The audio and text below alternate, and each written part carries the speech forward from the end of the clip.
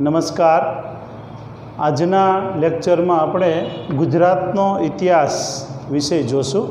તો ગુજરાતના ઇતિહાસમાં સૌપ્રથમ આપણે પ્રાચીન યુગ જે છે પ્રાગ ઐતિહાસિક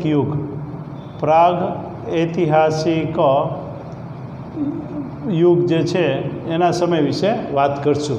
તો પ્રાગ ઐતિહાસિક યુગ એટલે કેવો યુગ કે જેમાં આપણને એના અવશેષો મળે પણ લખાણ ન મળે કે એમાં રાજા કોણ થઈ ગયા એ ખબર ન હોય, ખાલી અવશેષો મળે. આવા પ્રાગ ઐતિહાસિક યુગ જે છે ઈસવીસન પૂર્વે વર્ષો પહેલાંનો સમય જે છે એ પ્રાગ ઐતિહાસિક યુગમાં આવે છે. અને ખોદકામ કરતાં જે અવશેષો મળે છે એવા ગુજરાતની અંદર લોથલની અંદર આપણને ખોદકામ કરતા અવશેષો મળ્યા. લોથલ જે છે તે ગુજરાતની અંદર અમદાવાદથી દક્ષિણ પશ્ચિમે 80 કિલોમીટર દૂર આવેલું સ્થળ છે. લોથલ જે છે ત્યાં અત્યારે સરગપુરા નામનું ગામ આવેલું છે. લોથલની ખોદકામ કોણે કર્યું તો S.R. રાવ દ્વારા ખોદકામ કરવામાં આવ્યું. S.R. રાવ એટલે શિકારીપુરા રંગનાથન રાવ, એના દ્વારા ખોદકામ કરવામાં આવ્યું. આપણે પ્રાગ ઐતિહાસિક યુગની વાત કરી છે સૌ પ્રથમ ઇતિહાસમાં. લોથલનો અર્થ શું થાય તો લાસોનો ટેકરો, એવી રીતનો અર્થ થાય છે. લોથલનો અર્થ લાસોનો ટેકરો થાય છે. લોથલ જે છે ને તે બંદર હતું, ત્યાંથી ઘણા બધા બાંધકામ જે મળેલા છે, મકાનો અને કાટખૂણેવાળા મકાનો મળેલા છે. મુખ્ય રસ્તામાં એના જે દરવાજા પડતા હતા એ ત્યાંથી લોકોનું હલનચલન નહોતું, પણ પાછળના ભાગમાં જે મકાનના જે પાછળના ભાગમાં દરવાજો હતો ત્યાંથી હલનચલન હતું. અને હાડપિંજર પણ મળી આવેલા છે, ઘણી બધી વસ્તુઓ મળી આવેલી છે. એનું ખોદકામ કોણે કર્યું તો S.R. રાવ દ્વારા લોથલનું ખોદકામ કરવામાં આવ્યું. S.R. રાવ એટલે શિકારીપુરા રંગનાથન રાવ એનું પૂરું નામ થાય છે. અને આપણે આઝાદી પછી લોથલનું ખોદકામ થયું, એટલે 1954ની અંદર લોથલનું ખોદકામ થયું, 1954માં. હવે આપણે જે વાત કરીએ છીએ કે લોથલ સિવાય આપણે કચ્છની અંદર ધોળાવીરા છે તે મળી આવેલું છે. ધોળાવીરા જે છે ખદીર બેટમાં કોટડા નામનું ગામ છે, ત્યાંથી આ અવશેષો મળી આવેલા છે. અને ઘણી વખત અગાઉ પણ પરીક્ષામાં પૂછાઈ ગયેલો પ્રશ્ન જે છે કે ધોળાવીરા કયા જિલ્લામાં આવેલું છે તો કચ્છ જિલ્લામાં આવેલું છે. આ ધોળાવીરા ખદીર બેટમાં આવેલું છે. હવે ત્યાંથી 10 અક્ષરનું એક સાઇન બોર્ડ મળેલું છે. એમાં વિશ્વનું સૌથી જૂનું એને સાઇન બોર્ડ માનવામાં આવે છે. અને એમાં શું લખાણ લખ્યું છે ને એમાં કોઈ ઉકેલી શક્યું નથી. એ ઉપરાંત સુરકોટડામાંથી પણ અવશેષો મળે. સુરકોટડામાંથી ઘોડાના હાડપિંજર મળેલા છે. રંગપુર રોજડીમાંથી અવશેષો મળેલા છે.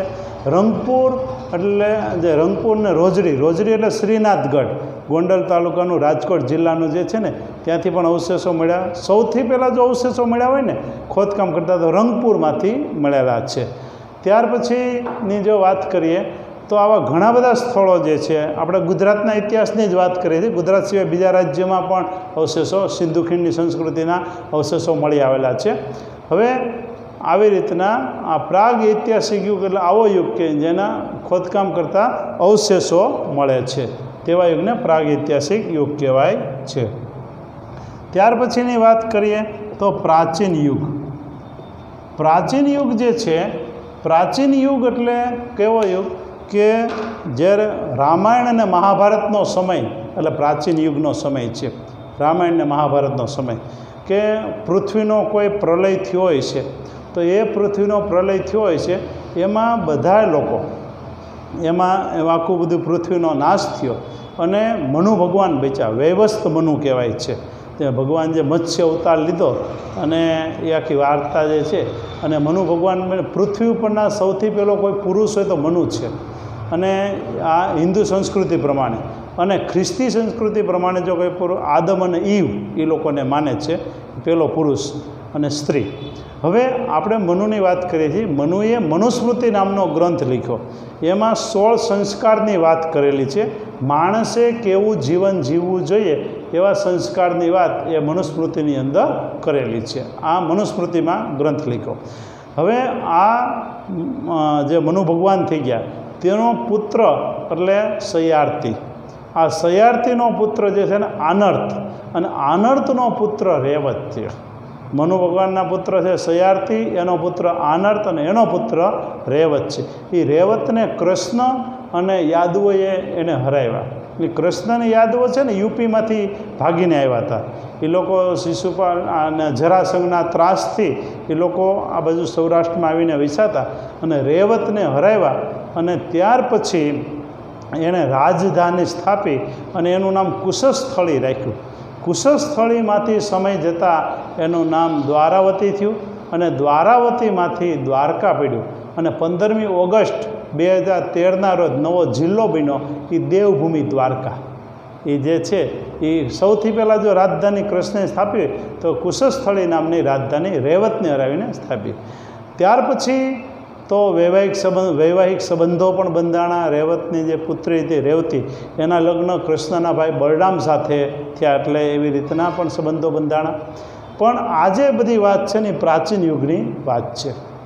તો બધા યાદવો તો અહીંયા શાંતિથી રહેવા માંડ્યા. હવે અહીં કાંઈ બીક હતી નહીં, યુપીમાંથી ભાગીને આવ્યા હતા. તો પછી બધાય લોકો જે યાદવો જે છે ને એ બધા મદિરાપાન કરવા માંડ્યા. એટલે કેટલાક યાદવોએ ભેગા થઈ અને એક ઋષિની મસ્કરી કરવાનું વિચાર્યું. અને એક યાદવને સ્ત્રીનો વેશ પહેરાવ્યો. સ્ત્રીનો વેશ પહેરાવ્યો અને પેટની અંદર એણે ત્રાંબાની લોટી રાખી. સ્ત્રીનો વેશ પહેરી પેટની અંદર ત્રાંબાની લોટી રાખી અને એક ઋષિ પાસે જઈને કીધું કે આના પેટમાં શું છે તમે કહી દો. એટલે ઋષિએ તો પોતાના તપોબળથી જોયું કે આના પેટની અંદર આ તો મારી મસ્કરી કરે છે. એટલે એને ઋષિએ શું કીધું કે આના પેટમાં જે છે ને એ તમારા યાદવ કુળનો નાશ થવાનું કારણ બનશે.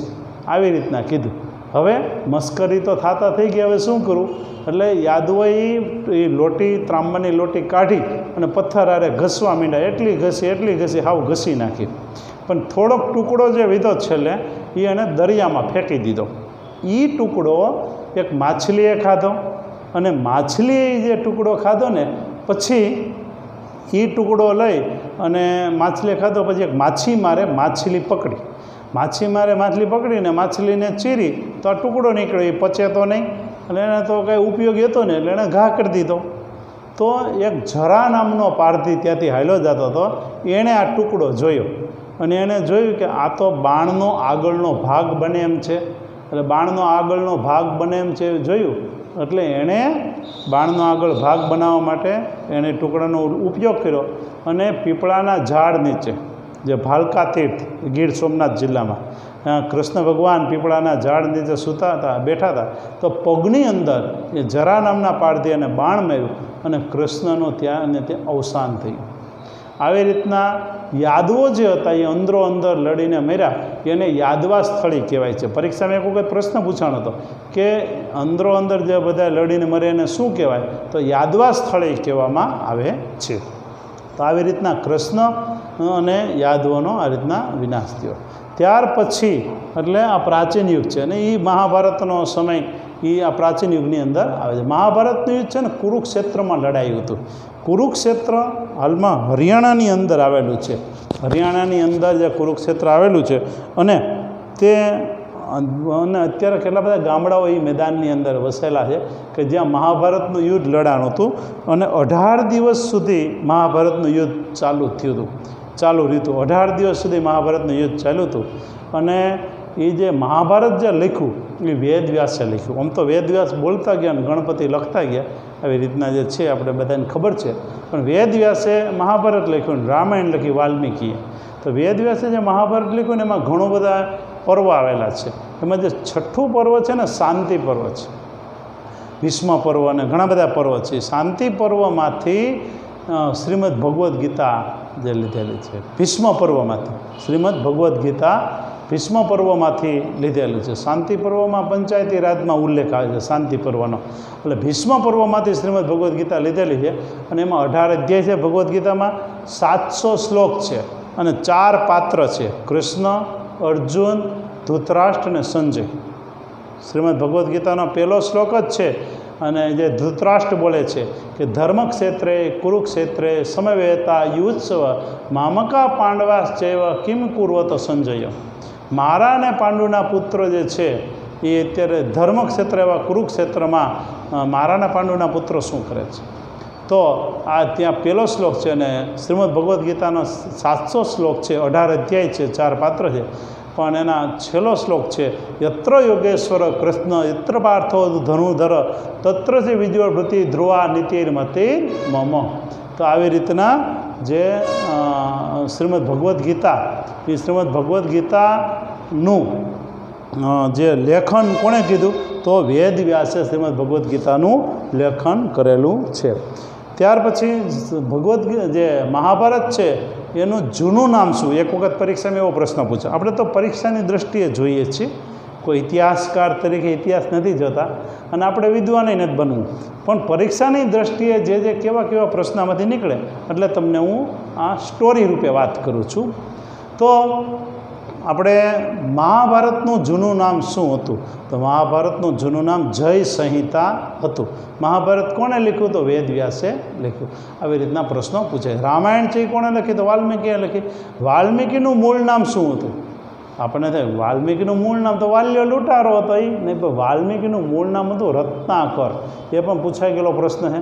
રત્નાકર છે ને વાલ્મીકીનું મૂળ નામ હતું. તો આ રીતના પ્રશ્નો બધા આવે છે.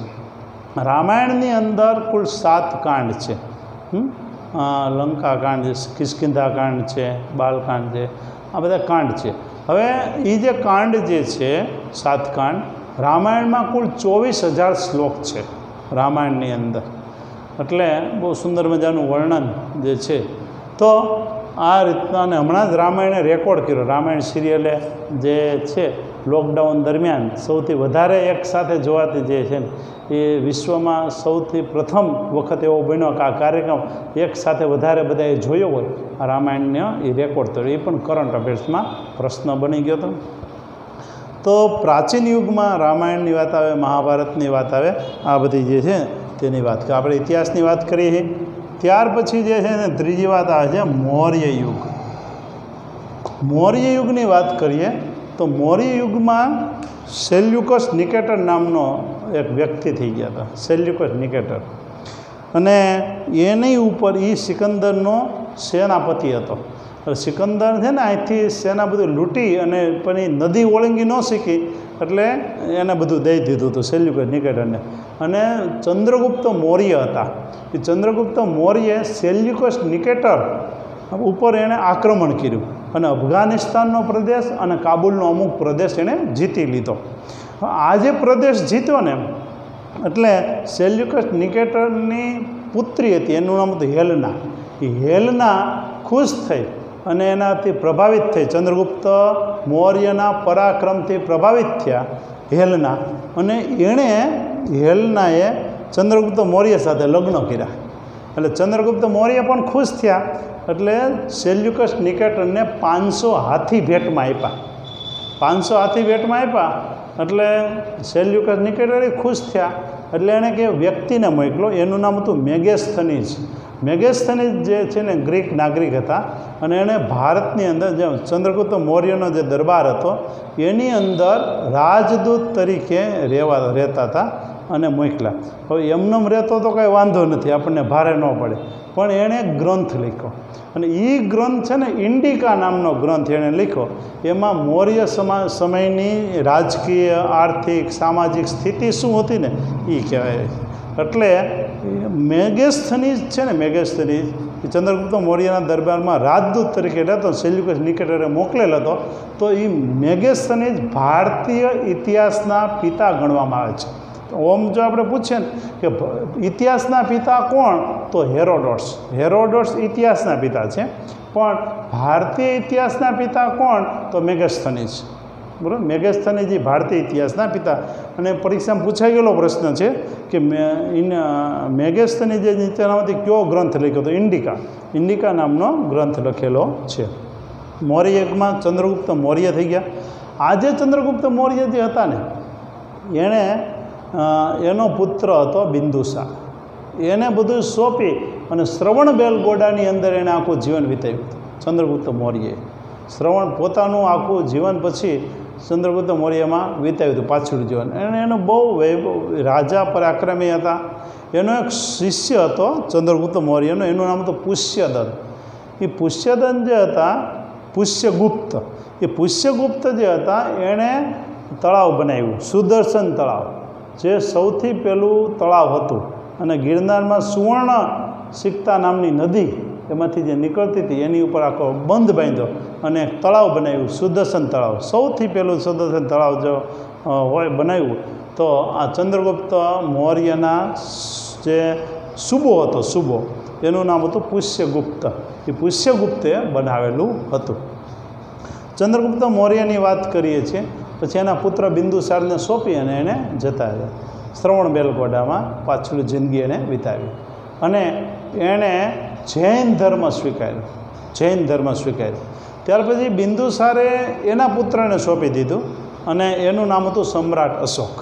સમ્રાટ અશોકે ઈસવીસન પૂર્વે 261ની અંદર એક ભયંકર યુદ્ધ કર્યું અને એનું નામ છે કલિંગનું યુદ્ધ. કલિંગનું યુદ્ધ જે કર્યું ને એ રાજા જયંત સામે એણે કર્યું હતું. કલિંગ એટલે અત્યારે ઓરિસ્સાનો પ્રદેશ, એ કલિંગ તરીકે ઓળખાય છે. અને નદી જે હતી એ લોહીની નદી વહેતી થઈ હતી, કારણ કે 1,00,000 લોકો આ કલિંગના યુદ્ધમાં રાજા જે જયંત સામે લડ્યા હતા, ચંદ્રગુપ્ત મૌર્યનો પુત્ર બિંદુસાર અને બિંદુસારનો પુત્ર સમ્રાટ અશોક. આ સમ્રાટ અશોકે જે યુદ્ધ કર્યું, કલિંગનું યુદ્ધ, ઈસવીસન પૂર્વે 261માં કર્યું અને 1,00,000 લોકો મૃત્યુ પામ્યા, બીજા 1,00,000 લોકો ઘવાઈને મૃત્યુ પામ્યા. એટલે આવી રીતના 2,00,000 લોકો મૃત્યુ પામ્યા. એટલે એનું બધું દ્રશ્ય જોયું એટલે હૃદય પરિવર્તન થયું. હૃદય પરિવર્તન થયું ને એટલે એણે બીજા બધાને એણે પોતે આખું બૌદ્ધ ધર્મ સ્વીકાર્યો અને મથુરાના જે એના જે હતા સાધુ એ ઉપગુપ્તના કહેવાથી એણે બૌદ્ધ ધર્મ સ્વીકાર્યો. સમ્રાટ અશોકના દાદા હતા ચંદ્રગુપ્ત મૌર્ય. ચંદ્રગુપ્ત મૌર્યે એણે જૈન ધર્મ સ્વીકાર્યો અને સમ્રાટ અશોકે બૌદ્ધ ધર્મ સ્વીકાર્યો હતો. હવે આપણે ચંદ્રગુપ્ત મૌર્યની જો વાત કરીએ તો એના પૌત્ર એટલે કે સમ્રાટ અશોક, અને પછી એના એક પુત્ર થયો અને એક પુત્રી થઈ સંઘનિષ્ઠા, સંઘમિત્રા.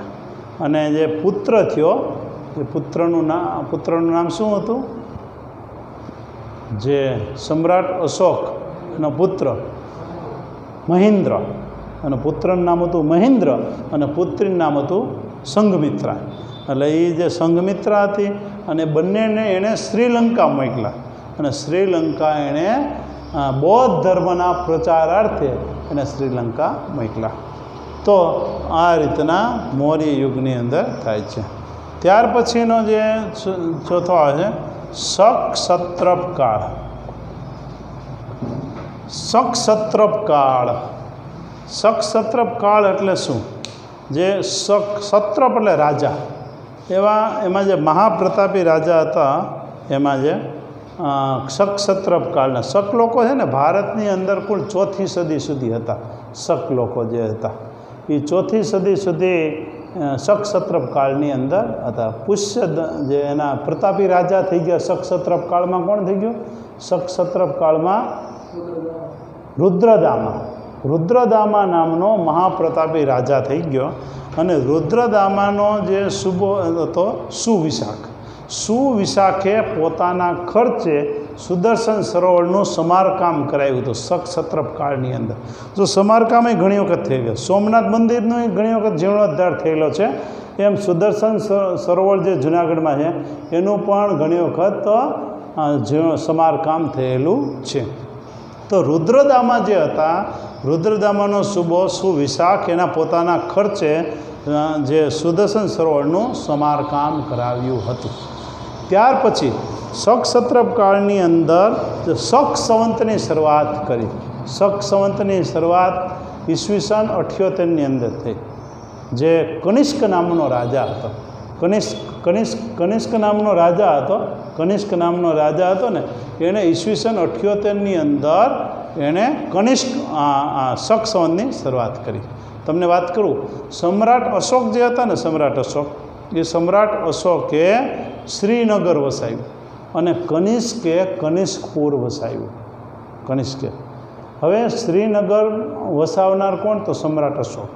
જો કયું શહેર કોણે વસાવ્યું એ પણ અવારનવાર પરીક્ષામાં પૂછાય છે, બરાબર? તો રાજકોટ કોણે વસાવ્યું? તો વિભોજી જાડેજાએ વસાવ્યું. ભાવનગર તો ભાવસિંહજીએ વસાવ્યું.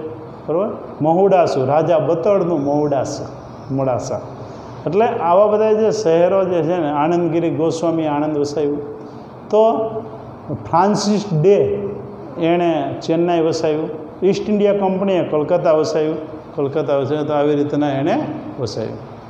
હવે મુખ્ય આપણે વાત કરીએ છીએ કે જે શક કાળની અંદર રુદ્રદામાનો સુવિશાળ એણે પોતાના ખર્ચે જે સમારકામ કરાવ્યું, ત્યાર પછી શક સંવતની શરૂઆત ઈસવીસન 78માં થઈ. વિક્રમ સંવતની શરૂઆત ઈસવીસન પૂર્વે 56માં થઈ.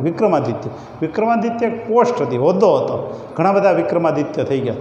એમાંના એક વિક્રમાદિત્ય ઈસવીસન પૂર્વે 56માં વિક્રમ સંવતની શરૂઆત કરી.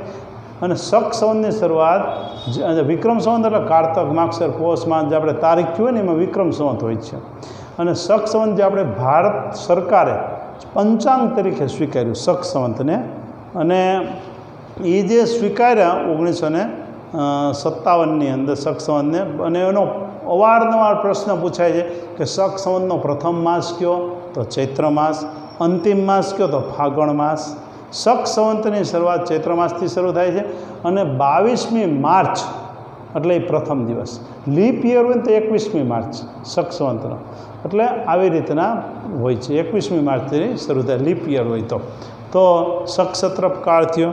ત્યાર પછી જે શક સત્રપ કાળ પછી આવે છે ગુપ્ત યુગ. આ ભારતનો ઇતિહાસ જ્યારે આપણે જોશું ને ત્યારે ગુપ્ત યુગને બહુ વિશાળપૂર્વક જોવો પડશે. ભારતનો ઇતિહાસ જોશું ને ત્યારે, કારણ કે ભારતનો જો કોઈ સુવર્ણકાળ હોય ને તો ગુપ્ત કાળ છે, અને ગુજરાતનો જો કોઈ સુવર્ણકાળ હોય ને તો સોલંકી યુગ છે. એટલે ગુપ્ત યુગ જે થઈ ગયા એ ગુપ્ત યુગ એટલે ભારતનો સુવર્ણ યુગ છે. ભારતનો સુવર્ણ યુગ છે. હવે આપણે તો ગુજરાતનો ઇતિહાસ અત્યારે જોઈએ છીએ. તો ગુજરાતનો ઇતિહાસ જોઈએ છીએ તો ગુજરાતના ઇતિહાસની અંદર આપણે ગુપ્ત યુગ જે જોઈએ છીએ તો ગુપ્ત યુગમાં સ્કંદગુપ્ત થઈ ગયા. સ્કંદગુપ્તનો સુબો હતો, એનું નામ શું હતું? ચક્રપાલી. એના પિતા પર્ણદત્ત. એટલે સ્કંદગુપ્તનો સુબો હતો પર્ણદત્ત. પર્ણદત્તનો પુત્ર હતો ચક્રપાલિત. આ ચક્રપાલિતે પણ સુદર્શન સરોવરનું સમારકામ કરાવ્યું. ચક્રપાલિતે સુદર્શન સરોવરનું સમારકામ કરાવ્યું ગુપ્ત યુગમાં. અને સ્કંદગુપ્તના જે જૂનાગઢની અંદર શિલાલેખ છે. જૂનાગઢમાં કુલ 3 શિલાલેખ છે. એક સમ્રાટ અશોકનો શિલાલેખ છે, સ્કંદગુપ્તનો શિલાલેખ છે અને રુદ્રદામાનો શિલાલેખ છે. તો પછી જૂનાગઢ જ શું કામ પસંદ કર્યું? તો જૂનાગઢ એટલા માટે પસંદ કર્યું કારણ કે જૂનાગઢ શક સત્રપ કાળમાં અને ગુપ્ત યુગની અંદર રાજધાની હતી. એટલે રાજધાનીમાં ત્યાં ઘણા બધા કિલ્લાઓ પણ બાંધેલા છે અને આવી રીતના શિલાલેખ પણ છે. બહુ પહેલાં પ્રશ્ન પૂછાણો, દામોદર કુંડ પાસે કયો શિલાલેખ આવેલો છે? તો આ રીતના જે 3 શિલાલેખ છે, સમ્રાટ અશોકનો પણ ત્યાં શિલાલેખ આવેલો છે. હવે આ ગુપ્ત યુગ જે છે ત્યાર પછી જે યુગ આવે છે તે મૈત્રક યુગ છે. છઠ્ઠું મૈત્રક યુગ. મૈત્રક યુગ જે છે ને એની રાજધાની પાછી ફરી ગઈ. મૈત્રક યુગની રાજધાની હતી વલ્ભી, જે અંગ્રેજો વડાના નામથી ઓળખતા. એક વખત પ્રશ્ન પરીક્ષામાં આવ્યો હતો કે વડાનો અર્થ શું? વલ્ભીપુર જે છે ને, વલ્ભીપુર એનું જૂનું નામ વડા હતું. અંગ્રેજો વડા તરીકે ઓળખતા. અને વડાનો અર્થ શું થાય એવો પ્રશ્ન હતો. તો વડાનો અર્થ છાપરું એવો અર્થ થાય છે. 1945 સુધી અંગ્રેજોએ વલ્ભીપુરનું નામ વડા હતું, પછી વલ્ભીપુર પીડ્યું. અને અગાઉ પ્રાચીન કાળમાં આપણે મૈત્રક યુગમાં વલ્ભી નામની જે વિદ્યાપીઠ હતી ત્યારે તો વલ્ભી હતું જ. વલ્ભીપુર છે ને 3 રીતે પ્રખ્યાત હતું. એક વિદ્યાનગરી હતી, એક સમૃદ્ધ નગર હતું અને સમૃદ્ધ બંદર હતું. અત્યારે કોઈ એવા અવશેષો મળતા નથી કે જે દરિયો હોવાના અવશેષો વલ્ભીપુરમાં મળતા નથી, પણ બંદર હોવાના અવશેષો મળે છે. બીજું કે સમૃદ્ધ નગર હતું અને વિદ્યાનગરી હતી. વિદેશમાંથી લોકો વલ્ભી વિદ્યાપીઠની અંદર અભ્યાસ કરવા આવતા અને ચીની યાત્રી યુએન સાંગે પણ મુલાકાત લીધેલી. કારણ કે ત્યારે ધ્રુવસેન બીજો જે હતો ને આ મૈત્રક યુગમાં, એ ધ્રુવસેન બીજો એ હર્ષવર્ધનનો જમાઈ થતો હતો. જે હર્ષવર્ધન મહાન રાજા થઈ ગયા અને યુએન સાંગ ઈસવીસન 629માં ભારતમાં મુલાકાતે આવ્યા હતા ચીની યાત્રી, અને 645 સુધી રહ્યા હતા, એટલે કે 16 વર્ષ સુધી યુએન સાંગ એણે ભારતની મુલાકાત લીધેલી હતી. સાબરકાંઠા જિલ્લામાં વડાલી ગામમાં પણ ગયા હતા અને વલભીમાં પણ આવેલા હતા. એટલે એના પુસ્તક જે છે એમાં પણ આવો ઉલ્લેખ છે. તો આ વિદેશમાંથી એ વખતે ભણવા આવતા વિદ્યાર્થીઓ અને એન્ટ્રન્સ એક્ઝામ લઈ અને એડમિશન આપતા એ વખતે વલભીની અંદર. એટલે સમૃદ્ધ નગર, સમૃદ્ધ બંદર અને વિદ્યાનગરી, આ 3 રીતે બહુ જાણીતું હતું. સમૃદ્ધ નગર, વિદ્યાનગરી અને સમૃદ્ધ બંદર. હવે સમૃદ્ધ નગર કેવી રીતના, તો આપણે એક વાત કરું ને એટલે તમને આખો આઈડિયા આવશે કે કેટલી બધી સમૃદ્ધિ હતી. શિલાદિત્ય 7મો નામનો રાજા હતો મૈત્રક યુગમાં વલભીનો. એ શિલાદિત્ય 7મો રાજા હતો. એ વખતે કાકુ નામનો વેપારી હતો ત્યાં. હવે વેપારીની દીકરી હીરા જડિત સોનાની કાંગસીથી માથું વળતી હતી. હીરા જડિત સોનાની કાંગસીથી માથું વળતી હતી એ વેપારીની દીકરી.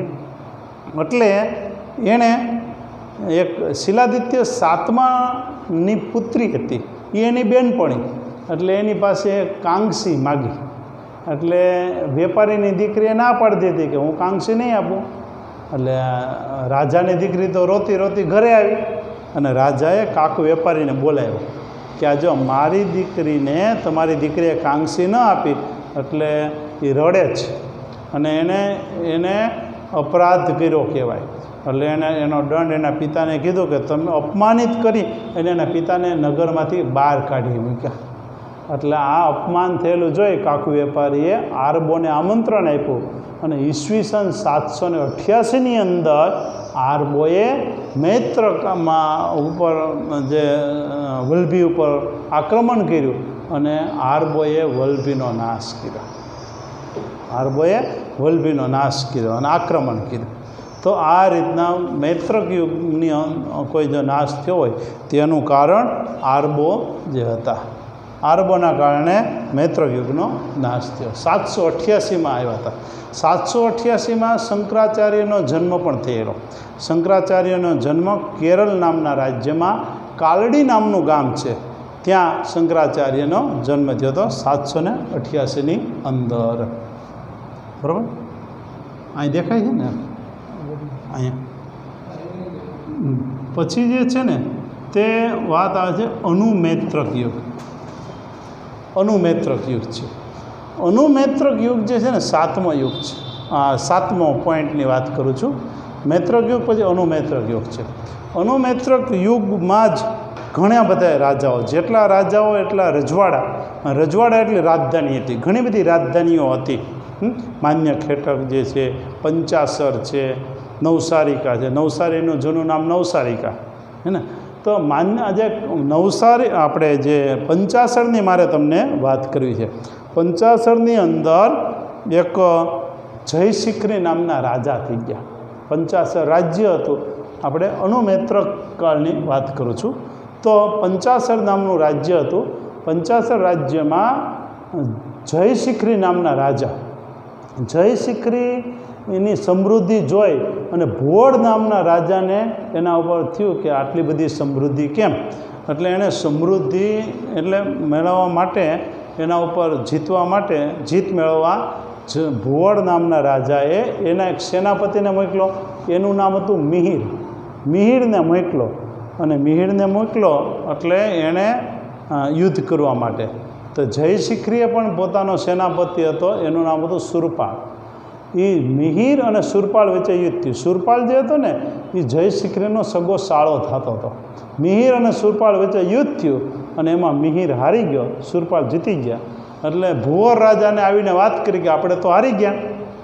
એટલે એણે શું કર્યું, ભુવર રાજાએ વધુ સૈન્ય મોકલ્યું. વધારે સૈન્ય મોકલી અને પંચાસરની ફરતે બાજુ કિલ્લાબંધી કરી નાખી.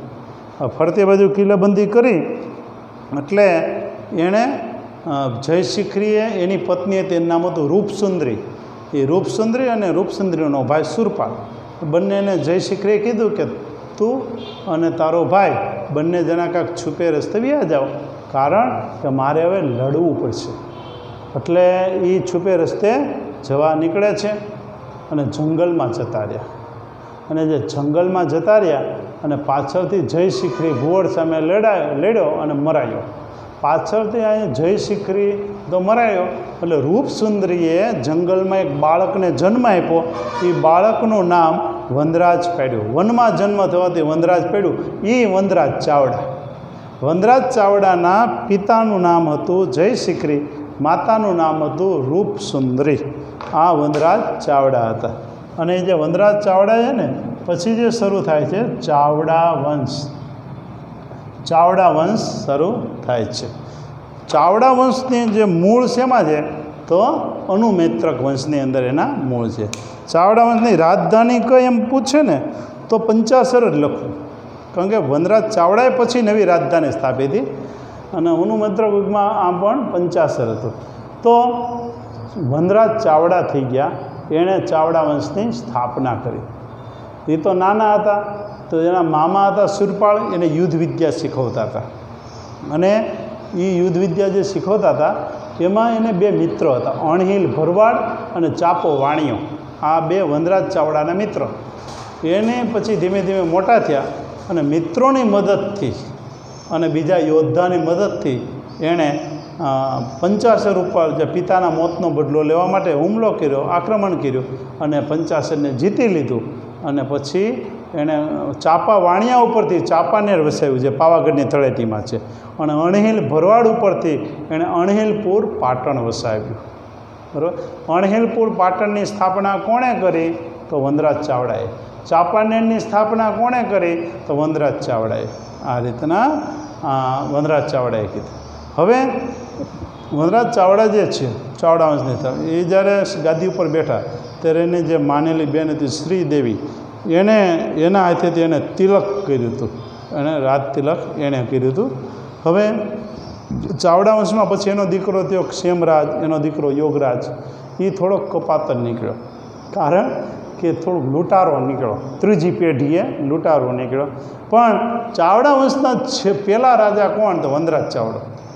વનરાજ ચાવડો નામનું પુસ્તક કોણે લખ્યું તો મહિપતરામ રૂપરામ નીલકંઠ, કે જે વિદેશ સૌથી પહેલાં જો ગુજરાતી સાહિત્યમાં સૌથી પહેલાં જો કોઈ વિદેશ જનાર વ્યક્તિ હોય ને તો મહિપતરામ રૂપરામ નીલકંઠ છે. રમણભાઈ નીલકંઠના પિતા. સૌથી પહેલાં અનાથ આશ્રમ સ્થાપનાર હોય ને તો મહિપતરામ રૂપરામ નીલકંઠ, એણે અનાથ આશ્રમ સ્થાપ્યો. રમણભાઈ નીલકંઠ એટલે જે ભદ્રમ લખ્યું તે. રમણભાઈ નીલકંઠના પત્ની વિદ્યાગૌરી નીલકંઠ એ ગુજરાત રાજ્યમાં સૌથી પહેલાં જો કોઈ ગ્રેજ્યુએટ થનાર મહિલા હોય ને તો વિદ્યાગૌરી નીલકંઠ છે. જે ગુજરાત રાજ્યમાં સૌથી પહેલાં ગ્રેજ્યુએટ થનાર મહિલા હતા. તો અને પુરુષમાં કોણ સૌથી પહેલાં ગ્રેજ્યુએટ થનાર પુરુષ કોણ હતા? સૌથી પહેલાં પુરુષ ખબર છે તમને કોઈને? જેણે ગુલાબ નામનું મૌલિક નાટક લખ્યું હતું. ગુલાબ નામનું મૌલિક નાટક લખ્યું હતું. દલપતરામે લક્ષ્મી લખ્યું હતું અને ગુલાબ લખ્યું હતું. મારફતિયા, નંદશંકર તુલજાશંકર મારફતિયા નહીં, એ આપણે જાણીને કહીશું તમને. ગુજરાતની અંદર અત્યારે મગજમાંથી જતું રહ્યું છે, પણ ગુજરાતની અંદર પહેલો કોઈ પુરુષ જે ગ્રેજ્યુએટ થનાર કોણ તો એ જે ગુલાબ નામનું મૌલિક નાટક લખ્યું હતું ને તેને એ હતું, એટલું યાદ છે. પણ વનરાજ ચાવડોની તમને વાત કરું ને તો વનરાજ ચાવડો એનું એ લખનાર મહિપતરામ રૂપરામ નીલકંઠ હતા. તો ઇતિહાસની વાત કરીએ છીએ. વનરાજ ચાવડા જે છે એ વનરાજ ચાવડા એ પહેલો રાજા ચાવડા વંશનો.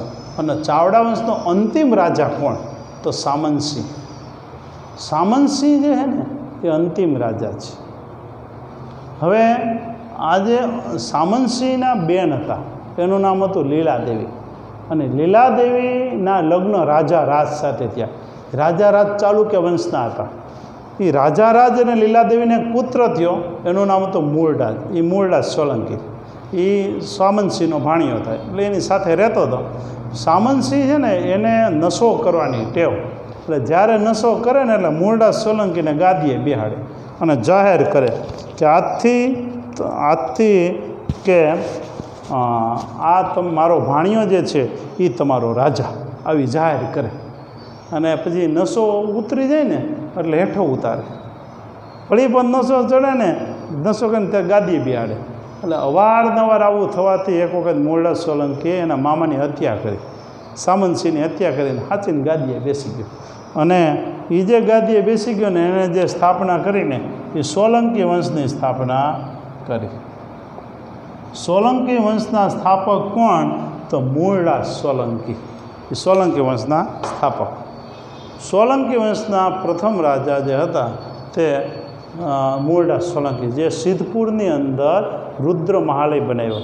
ગુજરાતનું પ્રથમ જો બહુમાળીય મકાન હોય ને તો રુદ્ર મહાલય, ગુજરાતનું પ્રથમ બહુમાળીય મકાન એ રુદ્ર મહાલય બનાવ્યો આપણે સિદ્ધપુરની અંદર. મૂળરાજ સોલંકી જે હતા એણે એ સમયમાં ગુર્જર શબ્દ સૌ પ્રથમ પ્રચલિત થયો. સૌથી પહેલાં જો ગુર્જર શબ્દ પ્રચલિત થયો હોય ને તો સોલંકી વંશની અંદર થયેલો.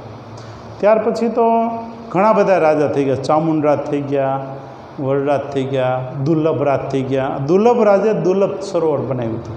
એ સરોવર ઊંડું કરીને સિદ્ધરાજ જયસિંહે સહસ્ત્રલિંગ તળાવ નામ આપ્યું. પ્રશ્ન આવે કે દુર્લભ સરોવરનું નવું નામ શું? તો સહસ્ત્રલિંગ તળાવ. સહસ્ત્રલિંગ તળાવનું જૂનું નામ શું? દુર્લભ સરોવર. આ રીતના દુર્લભરાજે બનાવ્યું. ચામુંડરાજ, વલરાજ, દુર્લભરાજ. આ દુર્લભરાજનો પુત્ર એટલે ભીમદેવ પહેલો.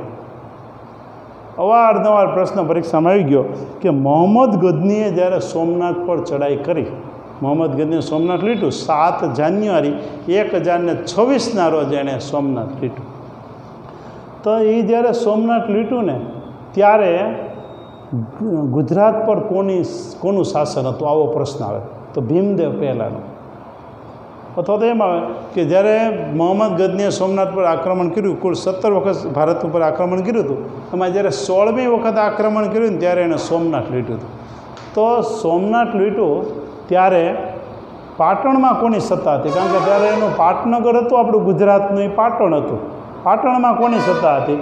તો પાટણમાં ભીમદેવ પહેલાંની સત્તા હતી. અને જ્યારે મોહમ્મદ ગઝનીએ સોમનાથ લીધું ને ત્યારે એ વાગડના મેદાનમાં કંથકોટના કિલ્લા છે કચ્છમાં, ત્યાં ભાગી ગયા હતા, ત્યાં જતા રહ્યા હતા.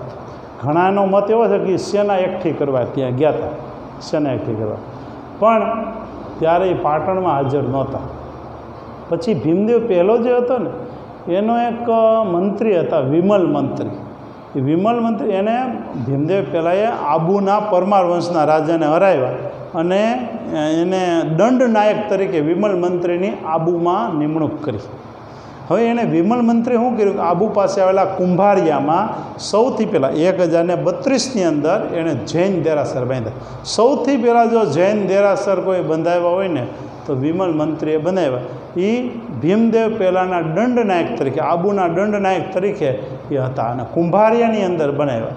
વિમલ વસહી પણ એને જે કહેવામાં આવે છે તે 1032ની અંદર. પછી તો વસ્તુપાલ તેજપાલે બનાવી, એ જે આગળ આવશે ઇતિહાસમાં. અને પાલીતાણામાં પછી જૈન દેરાસર છે. પાલીતાણા પાછા વસાવનાર કોણ? નાગાર્જુન. પાલીતાણા વસાવ્યું, પહેલું ઓલું જૈન દેરાસર બનાવ્યું. સૌથી વધારે જૈન દેરાસર ક્યાં આવેલા? મંદિરોની નગરી એટલે પાલીતાણા. 863 મંદિરો જે છે. પણ હમણાં એક પરીક્ષામાં એવું કે બીજા નંબરના જ વધારે જૈન મંદિરો આવેલા ક્યાં? તો ગિરનાર ઉપર 800 જેટલા જૈન મંદિરો આવેલા છે ગિરનાર પર. એટલે આવી રીતના બીજા નંબરનું પણ પૂછ્યું. બરાબર. તો સોલંકી વંશની વાત કરી છે, ભીમદેવ પહેલાંની વાત કરી છે.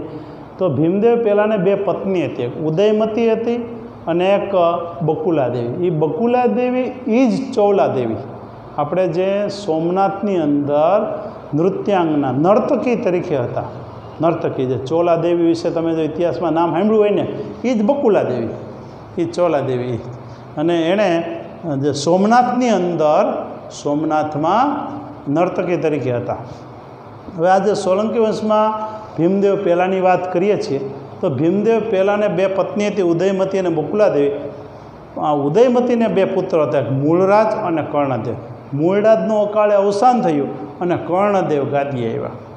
કર્ણદેવ ગાદી આવ્યા એટલે કર્ણદેવના લગ્ન કર્ણાટકની અંદર જે ચંદ્રપુર નામનું રાજ્ય છે કર્ણાટકમાં, એ ચંદ્રપુર નામના રાજ્યમાં જયકેશી નામના રાજા, એ જયકેશી નામની રાજાની પુત્રી, એનું નામ હતું મયણલ્લા દેવી. મયણલ્લા દેવી સાથે એના લગ્ન થયા. કોના? કર્ણદેવ સોલંકીના લગ્ન મયણલ્લા દેવી સાથે થયા. હવે આજે મયણલ્લા દેવી સાથે લગ્ન થયા, કર્ણદેવ સોલંકીના લગ્ન. અહીંયા આપણને કોઈને એ બાજુ આવું નામ બોલતા આવડે નહીં, મયણલ્લા દેવી.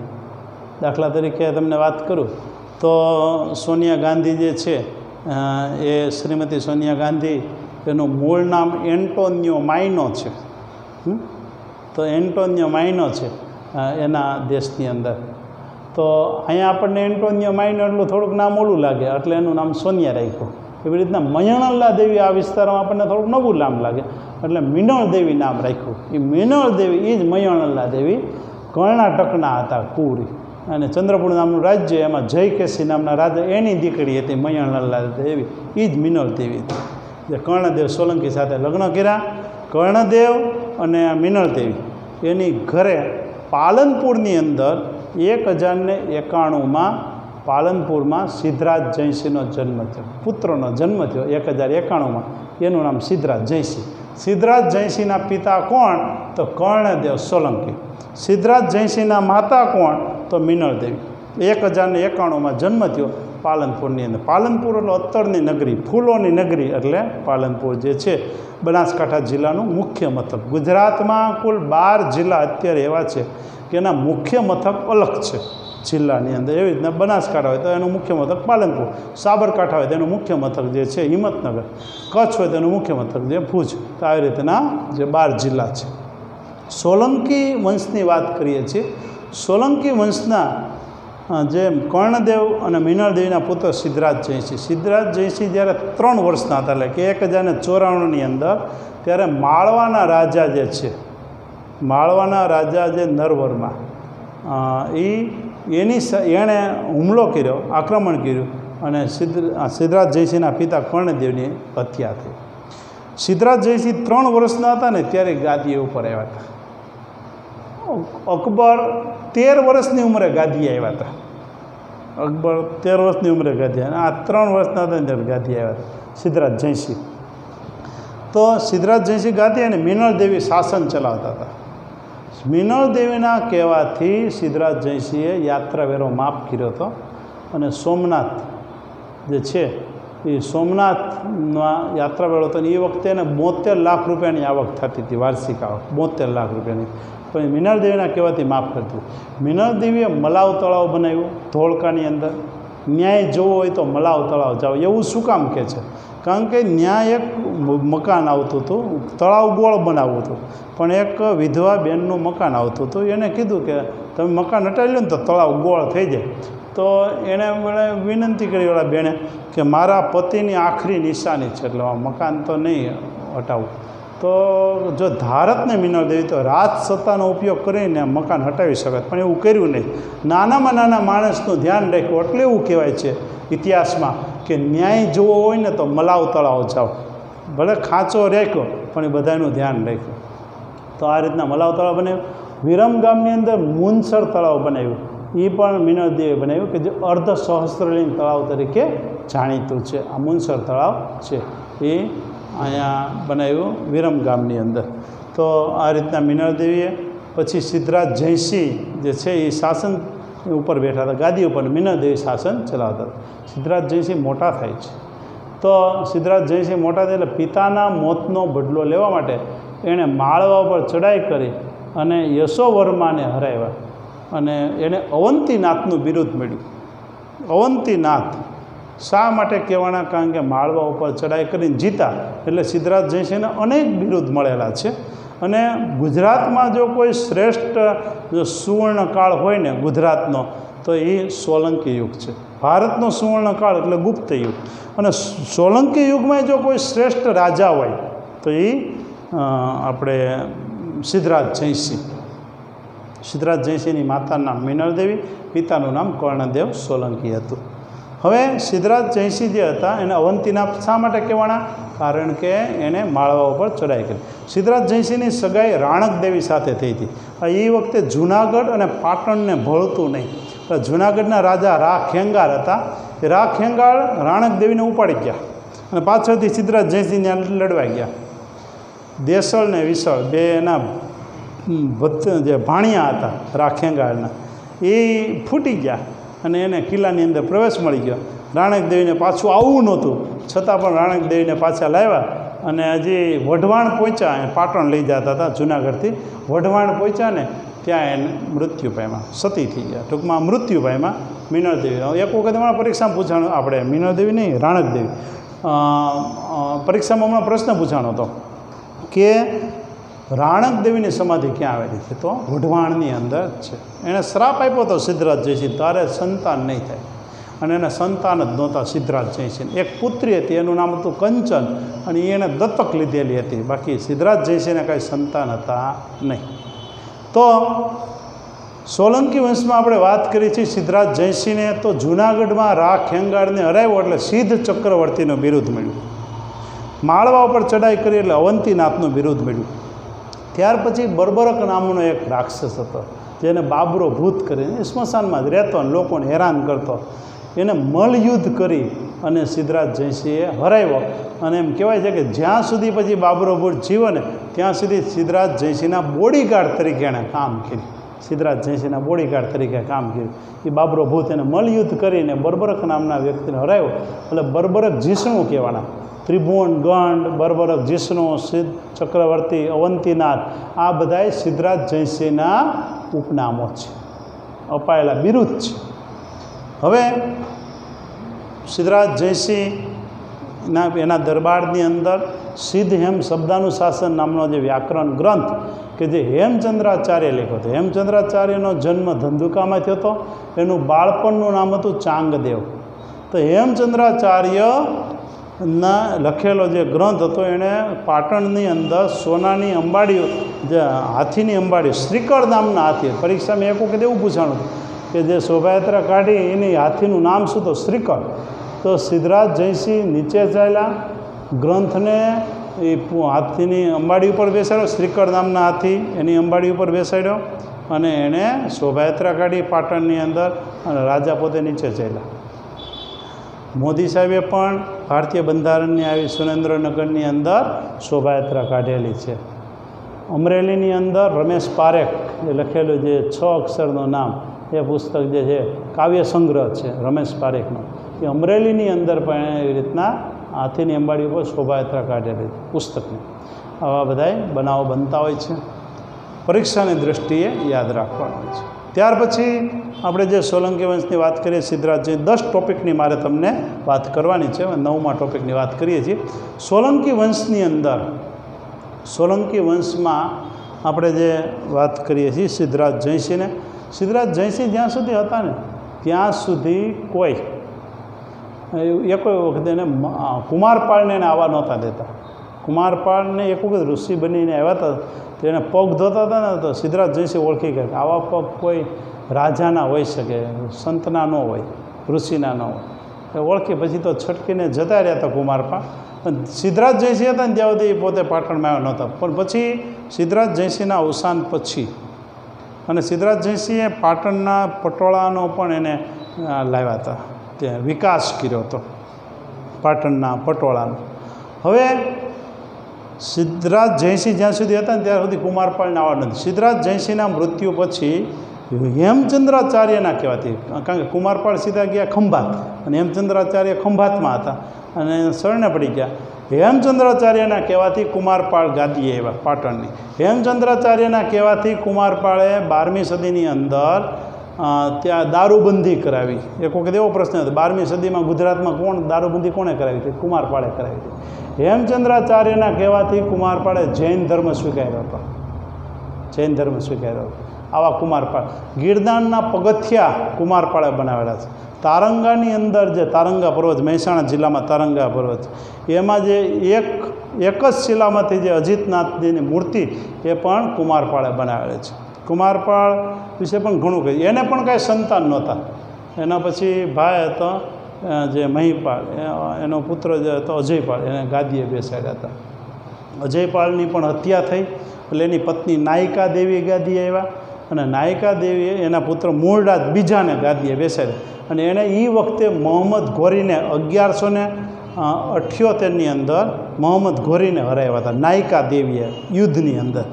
અને મૂળરાજ બીજો આવ્યા પછી, અને નાયિકા દેવીનો પુત્ર મૂળરાજ બીજા પછી એનો પુત્ર ભીમદેવ બીજો.